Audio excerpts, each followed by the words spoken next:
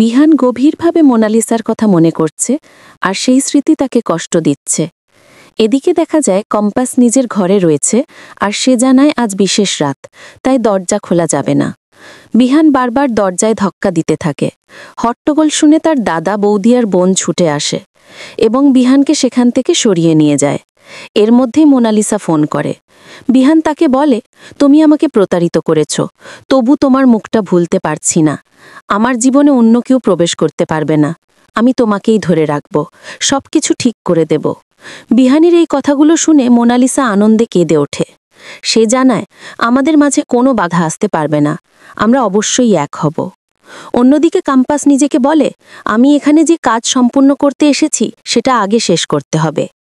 এই বলে সে চুপি চুপি ঘর থেকে বেরিয়ে যায়। বাইরে এসে বারান্দায় দাঁড়াতেই তার চোখে এমন কিছু পড়ে যা দেখে সে চরমভাবে বিস্মিত হয়। এরপর আগামী পর্বের ঝলকে দেখা যায় বিহান শুয়ে আছে, আর তার বিছানায় আগুন জ্বলছে।